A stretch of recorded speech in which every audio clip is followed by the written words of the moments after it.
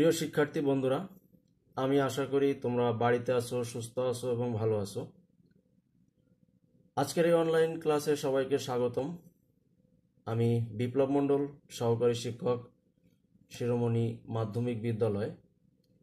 আজকে আমি নবম দশম শ্রেণীর সপ্তম অধ্যায়ের ব্যবহারিক জ্যামিতির অংশের দু একটি সম্পাদ্য কিভাবে তোমরা বাসায় বসে আঁকতে পারবে, প্র্যাকটিস করতে পারবে, সেটা আমি একটু দেখিয়ে দিচ্ছি। তো শিক্ষার্থী বন্ধুরা, তোমরা নিশ্চয়ই ইতিমধ্যে খাতা, কলম এবং জ্যামিতি বক্স, পেন্সিল, রাবার সবই নিয়ে প্রস্তুত হয়েছ। তো তাহলে শুরু করা যাক। তাহলে আজকের সম্পাদ্য 1, এখানে কি লেখা আছে আমরা একটু দেখি। ত্রিভুজের ভূমি সংলগ্ন একটি কোণ এবং অপর দুই বাহুর সমষ্টি দেওয়া আছে।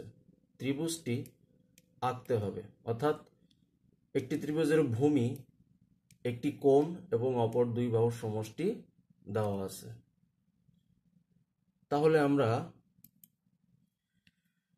অঙ্কনে যাই। সমাধান ধাপ 1।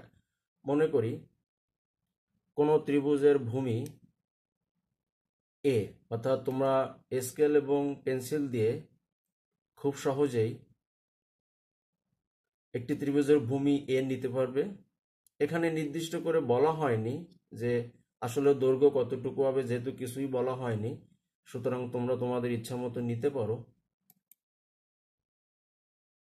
এর পরবর্তীতে ধাপ 2, ত্রিভুজের ভূমি সংলগ্ন একটি কোণ এক্স।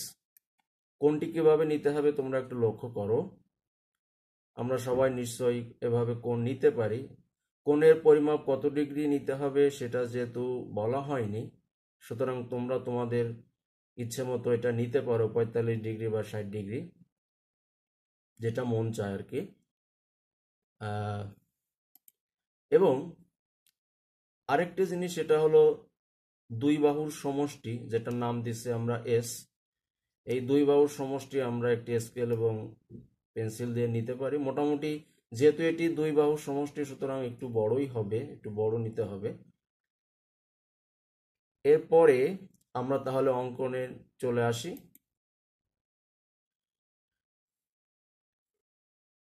হ্যাঁ, তাহলে ত্রিভুজটা আঁকতে হবে। এবার অঙ্কনে চলে আসি। অঙ্কনটা হলো যে কোনো রশ্মি বিই, অর্থাৎ আমরা দেখতে পাচ্ছি স্কেল এবং কলম দিয়ে বিই রশ্মি নেওয়া হলো। মোটামুটি তোমরা একটু বড় নিবে এবং বিই রশ্মি থেকে এ এর সমান করে বিসি অংশ কেটে নেওয়া হলো। কার সমান করে? এই এ এর অংশের সমান করে বিসি অংশ কেটে নেওয়া হলো। পরবর্তী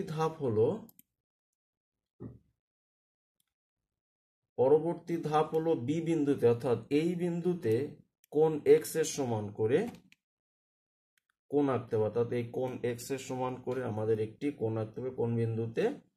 বি বিন্দুতে। তো তোমরা দেখতে পাচ্ছ কিভাবে কোণ আঁকতে হবে। আর তোমরা যেহেতু নবম দশম শ্রেণীতে পড়ো, নিশ্চয়ই একটি কোণের সমান করে কোণ আঁকতে পারো। তো তাহলে কি দাঁড়ালো? কোণ এক্স এর সমান করে বি বিন্দুতে সি বি এফ অঙ্কন করি। এর পরবর্তী ধাপ হলো ধাপ 2, যেটাকে আমরা বলছি যে এস এর সমান করে, অর্থাৎ দুই বাহুর সমষ্টি এস এর সমান করে বিএফ অংশ থেকে আমরা কেটে নিই বিডি অংশ কেটে নিই এবং সিডি যোগ করি।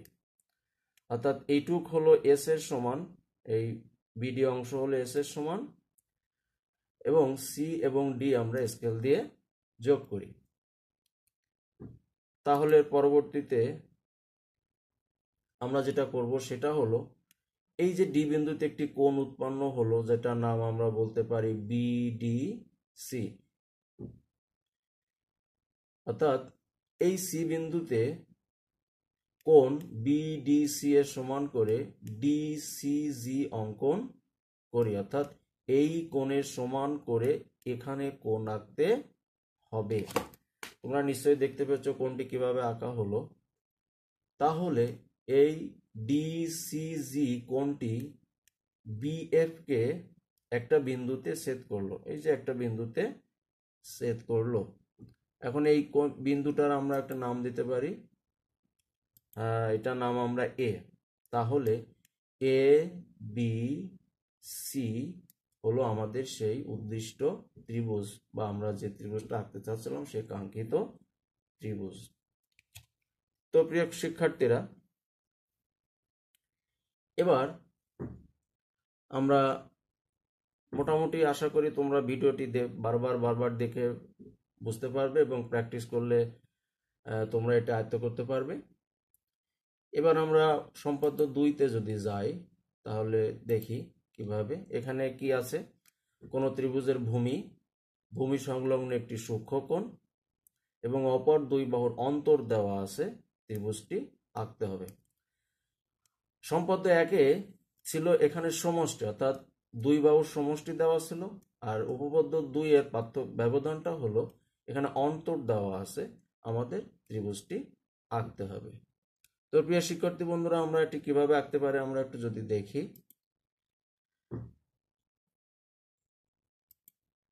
মনে করি কোনো ত্রিভুজের ভূমি এ, সেটা কিভাবে নিতে হবে তোমরা একটু দেখো। একটি পেন্সিলের সাহায্যে এবং একটি স্কেলের সাহায্যে আমরা ভূমি এ নিলাম। আমরা আমাদের ইচ্ছা মতোই নিব, তবে খুব বেশি বড় যেন না হয়, আবার খুব বেশি ছোটও যেন না হয়। এরপরে ভূমি সংলগ্ন একটি সূক্ষ্মকোণ আমরা এক্স নিব। ভূমি সংলগ্ন একটি সূক্ষ্মকোণ আমরা এক্স নিব। তাহলে আমরা সহজেই দেখতে পাচ্ছি আসলে কোণ এক্স কিভাবে নেওয়া হচ্ছে। এটা তোমরা 40, 45, 50, 55, 60 যে কোনো মাপেরই নিতে পারো, তবে এটা যেন অবশ্যই সূক্ষ্মকোণ হয় সেদিকে খেয়াল রাখতে হবে। এবং অপর দুই বাহুর অন্তর ডি, আমরা যেহেতু দুই বাহুর অন্তর, সুতরাং নিশ্চয়ই এই বাহুটি অপেক্ষাকৃত একটু ছোট হবে। খুব বেশি বড় যদি না হয় তাহলে আসলে সম্পাদ্যটি তোমরা আঁকতে পারবে না বা মিলবে না, এই দিকটা একটু খেয়াল রাখতে হবে। তাহলে মোটামুটি ভূমি, একটি কোণ এবং দুই বাহুর অন্তর দেওয়া আছে। এখন আমরা তাহলে অঙ্কনে আসি। অঙ্কনের শুরুতে আমরা ধাপ 1-এ যেটি করব, উপপাদ্য 1-এর মতো যে কোনো একটু যেটা আমরা করব সেটা হলো যে কোনো একটি বাহু নিব। এটার নাম দিচ্ছি আমরা বিএফ, যে কোনো একটু বাহুর নাম দিলাম বিএফ।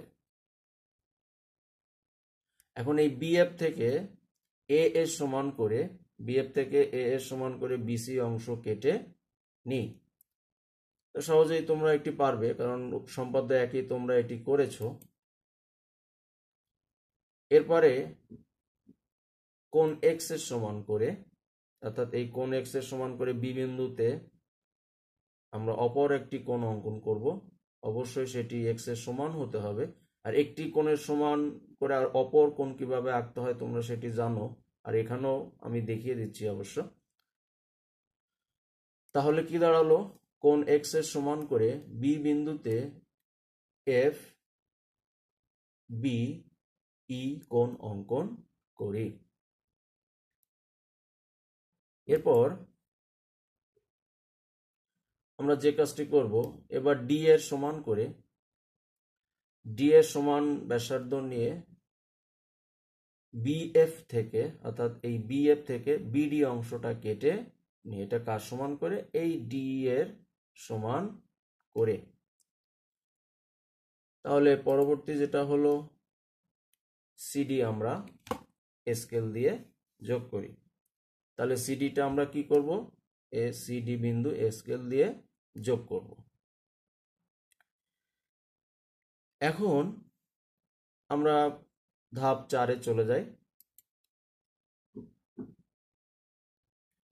এখন আমরা কি করব, এই যে সি ডি ই কোণ উৎপন্ন হয়েছে, অর্থাৎ সি ডি ই কোণ উৎপন্ন হয়েছে, এই উৎপন্ন কোণ এর সমান করে সি বিন্দুতে অপর একটি কোণ আঁকতে হবে। অর্থাৎ সি ডি ই হবে কোণ ডি সি এ অর্থাৎ এর সমান। অর্থাৎ আমি আবারও একবার বলি, কোণ সি ডি ই হবে কোণ এ সি ডি এর সমান। আমি আরো একবার একটু দেখিয়ে দিই যেটি আসলে কিভাবে আঁকতে হবে ওই কোণের সমান করে। তাহলে দেখা যায় এই সি এর রেখাটি বিই কে এ বিন্দুতে ছেদ করে, এ বিন্দুতে কি করে, ছেদ করে। তাহলে আমরা একটি ত্রিভুজ আমরা পাচ্ছি, সেটা হলো এ বি সি, অর্থাৎ এ বি সি। তাহলে এ বি সি হলো আমাদের উদ্দিষ্ট ত্রিভুজ বা আমাদের কাঙ্ক্ষিত ত্রিভুজ। তাহলে প্রিয় শিক্ষার্থী বন্ধুরা, আজকে আমরা মোটামুটি দুটি সম্পাদ্য কিভাবে আঁকতে হবে দেখলাম। পরবর্তী ক্লাসে আমরা আরো একটি বা দুটি সম্পাদ্য কিভাবে আঁকতে হবে সেটা আমি দেখিয়ে দিব।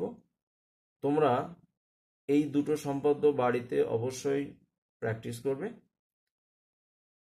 নিশ্চয়ই তোমরা পারবে। যদি কোনো সমস্যা বোধ করো তাহলে আমার সঙ্গে সরাসরি যোগাযোগ করতে পারো, অথবা স্কুল খুললে নিশ্চয়ই তোমাদের সঙ্গে কথা হবে। সবাই ভালো আছো, ভালো থাকো, বাড়িতে থাকো, সুস্থ থাকো। সবাইকে ধন্যবাদ।